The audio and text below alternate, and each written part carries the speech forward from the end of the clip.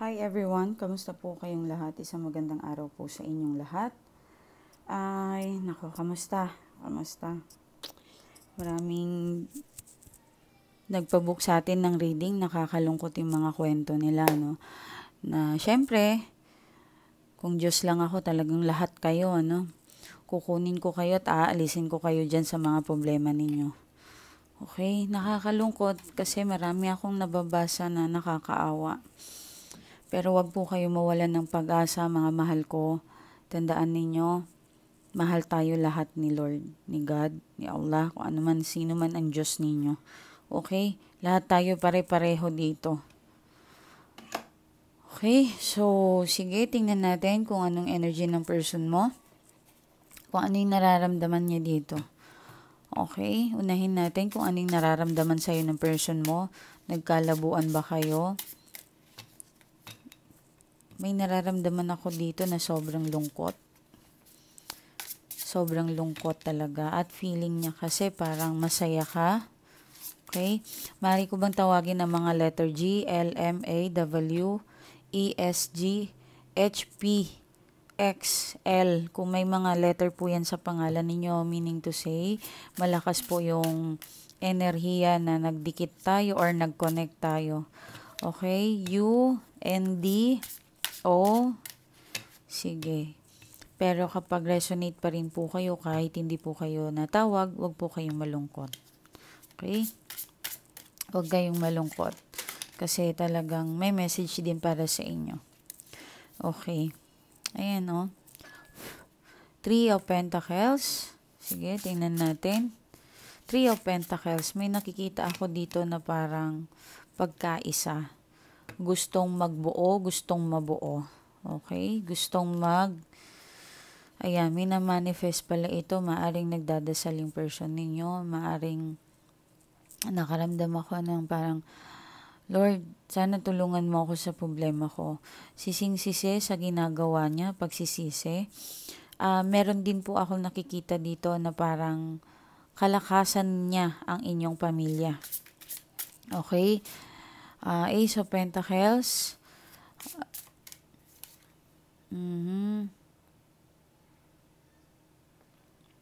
Okay. Still pa rin mahal ka ng tao na ito.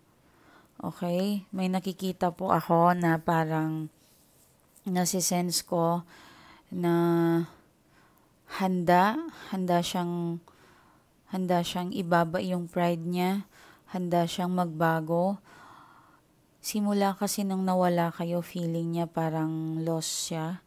May pagkukulang, nawala, hindi siya buo. Okay, maraming pangyayari na hindi mo alam sa kanya. Parang lutang din itong person mo. Okay?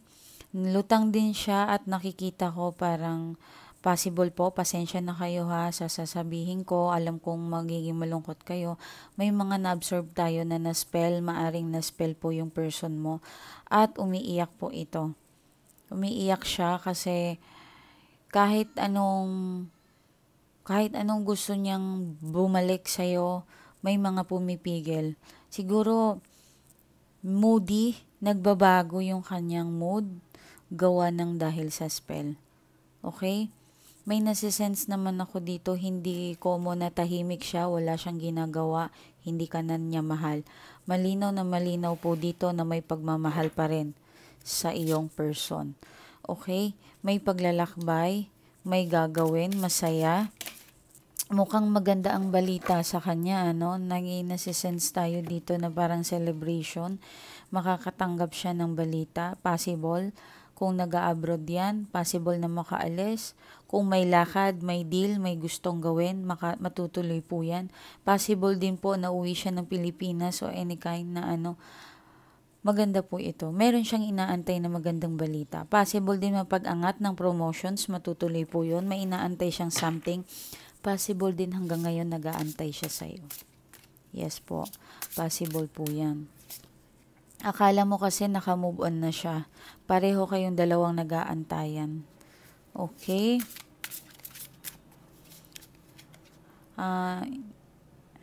Oy. Iniisip ka niya palagi.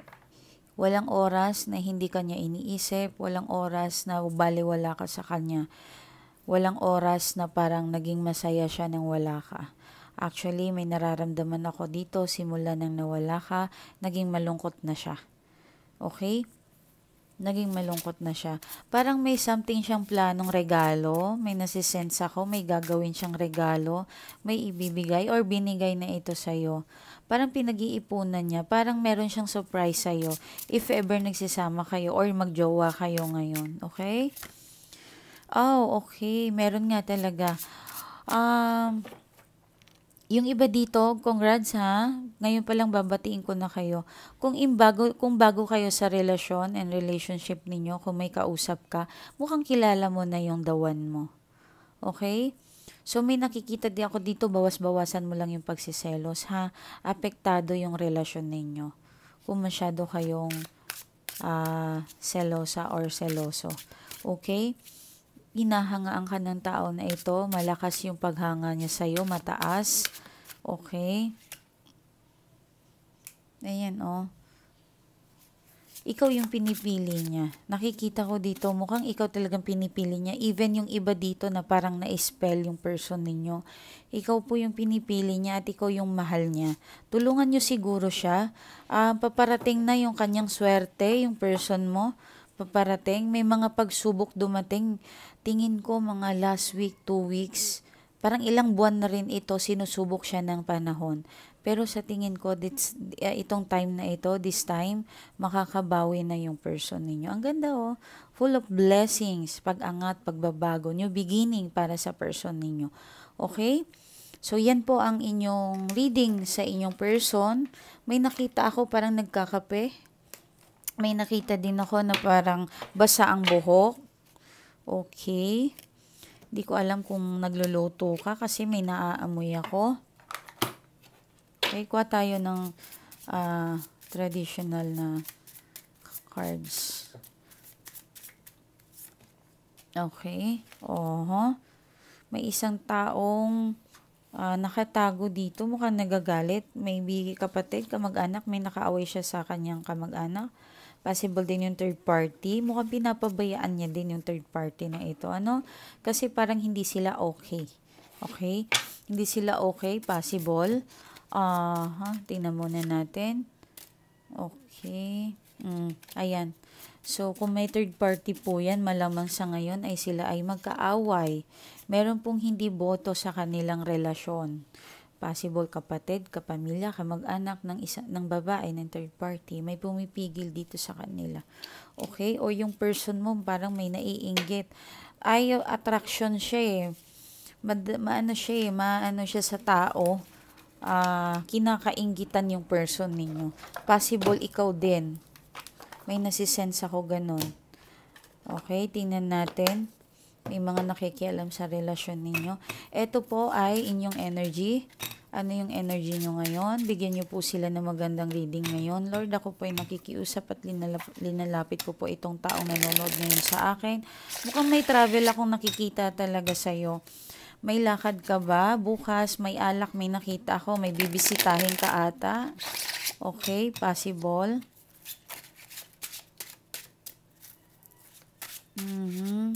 Ano to? The Tower. Okay. New beginning. Meron kang tatalikuran. I know stress. Sinubok ka ata ng ilang araw na ito. Ilang buwan.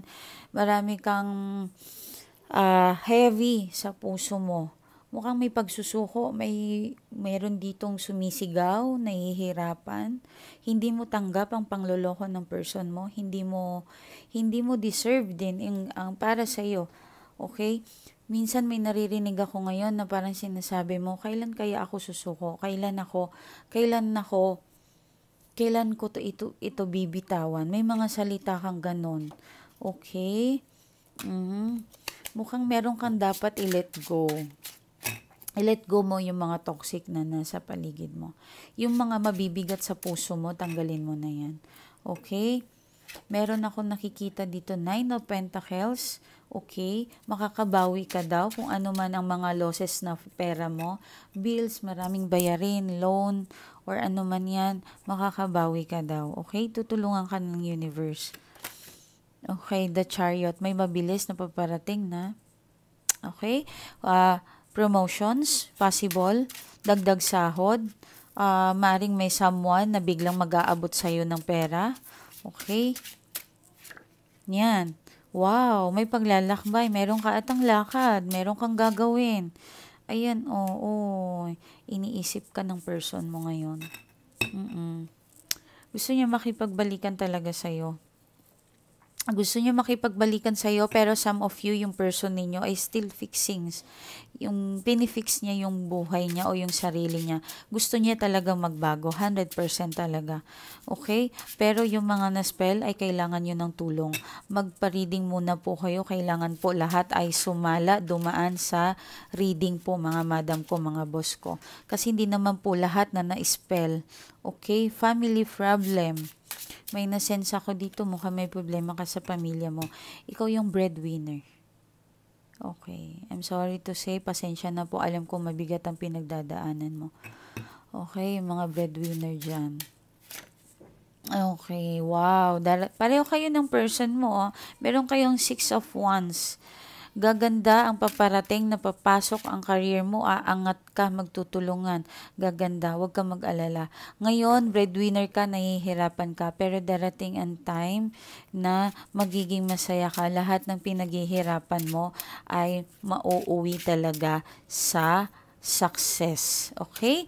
May nakikita po ako dito kung sino man po yung pinapaaral mo, kahit hindi mo yan anak, magsasucess yan. Kasi nandyan ka, nakagabay ka. Blessings po yon, isang malaking palakpakan sa inyo na kumbaga kahit pamangkin, talagang hindi nyo pinapabayaan, tinuturing nyo yung anak. Okay? Tinuturing nyo anak. Huwag po kayong maging masama talaga. Yan ang lagi kong payo po sa inyo. Kung may sobra, magbigay po kayo. Sa buntis, sa bata, kahit pa konti-konti po. Hindi nyo po kailangan tumulong ng malaki. Huwag naman pong malaki kasi mauubusan po kayo. Okay? Gawin nyo po yan. Someone stalking. Maaring ini-stalk ka ng person mo. Maaring hindi pa rin siya maka-move on. Kung anong ginagawa mo. Kung ano yung parang, alam mo yun, curious siya. Sino kayong kinakausap mo ngayon? Parang nagsiselos siya. Okay? Parang may ganon. Sino kaya? Parang yung person mo, kung success woman ka man, kung maganda kang dumiskarte, parang may pagsiselos siyang ganon. Kasi, magaling ka eh. Magaling ka, may ipon ka, may diskarte ka. Alam mo yon, meron siyang ganon. Okay? Puro naka-reverse. Someone na parang ayaw sa'yo sa family. Okay? May mga babaeng involved, third party possible, ginastusan kayo, siniraan kayo. May babaeng possible third party po yan, maaring nakuha na yung person mo. Hindi sila masaya, nagsasama ngayon. Pati ng person na yan. Gustong umuwi talaga ng person mo. Oh. Mahal na mahal ka pa rin ng person mo. Hindi siya makamove on sa'yo. I guarantee 100%. Nandyan si Empress. Dalawang antayan. Yung iba dito sa inyo, may nangliligaw na sa'yo pero nahihirapan ka kung sino ang pipiliin mo sa kanila. Okay? Ang ganda ng ano mo. Ang ganda ng cards mo. Okay, meron ka. Oh. Mahal ka pa rin ng person mo, pero parang ikaw ay parang tumigas ka. Huwag niyo po yung gawin, okay? Huwag kumapit po kayo. Kung kasal kayo, kumapit kayo. Pero depende yan sa sitwasyon. Kung gusto niyo ng advice o ano man, magpa-reading po kayo. Kailangan pong mag-under talaga dito para alam ninyo yung gagawin ninyo. Okay? Malay mo, na-spell talaga yan. Kailangan ng tulong. Okay? Marami na akong natulungan na tao. Malala pang problema. Pero again, disclaimer, hindi po ako Diyos, tao din po ako. Okay? Talagang may mga rason po yan kung bakit nagkakaroon ng problema. Okay, ito po ang aking Facebook account, Mylee Tarot. Magpa-book na po kayo ng reading ninyo, tutulungan ko kayo. Mylee Tarot, meron po tayong 9.8k followers. Yan, in-upload po yan noong August 3. 756 ang kanyang comment. Ng kanyang react. So, 90 comments po yan. Okay? Meron po tayo ditong June 4 and in-upload po yan ng June 4 yung cover niya and meron po siyang react 467, 50 comments. Yan po ang aking legit na account. Okay? Marami pa rin na vuvu. Hindi ko alam kung nasa ng utak, Paulit-ulit kong sinabi, for emergency purpose lang po ang mga number na ito. Gagamitin nyo lang kung nasira ang aking messenger at ang aking Facebook account. Hindi ko kayo papansinin sa Viber, WhatsApp. Pang emergency purpose lang po yan kung nalaman ninyo nasira si Miley Tarot. Yung Facebook nito. Kasi minsan nai-restricted ako. Okay? So, hindi ko kayo makakausap. So, ang mangyayari ay, dito nyo ako i-contact. Wala akong sinasabi na i-contact nyo ako ngayon dito. Okay naman ang Facebook account ko. My God, ang dami pa rin nagme-message sa akin na hindi ko maintindihan bakit ganun. Hindi nila talaga maintindihan kung nanonood ba talaga kayo? O parang wala, parang hangin. Parang hangin yung, hindi ko talaga alam, promise. Kung bakit nyo hindi ginagamit yung utak ninyo ng maayos. Anyway, ito magbabasa po ako. Hello ma'am, kamusta po kayo? Di ako. Kamusta po kayo? Gusto ko lang pong ibalita po sa inyo na maraming salamat po. Masaya po talaga ako ngayon sa aking sitwasyon. Maraming salamat ma'am sa pagiging mabait sa akin. Alam ko pong mahal na mahal niyo po kami mga client mo. Ma'am, ang laki po talaga ng pinagbago ng asawa ko. Kasalukuyan pong nagpapagawa kami ng bahay ngayon. Hindi na po siya naging maramot at hindi na po siya salbahe sa akin. I love you ma'am. Maraming salamat sa pagpabago ng asawa ko. Ang lakas mo talaga.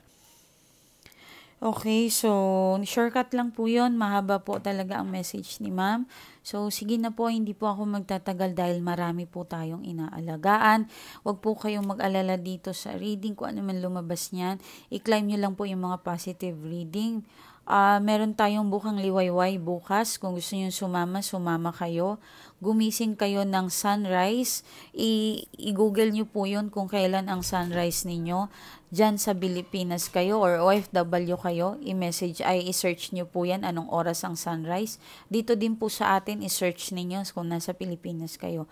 Yun ang tamang oras ng pag-pray natin. Mag-pray po kayo talaga. Sabihin nyo na po lahat. Huwag lang masama. Bawal po yun kasi mag-feedback po yun sa inyo. Okay? Ingat po kayo and maraming salamat sa mga nagpabook ng reading. Huwag po kayong mag-aapura. Marami pong mas nauna sa inyo. Okay? Ingat po. Bye-bye.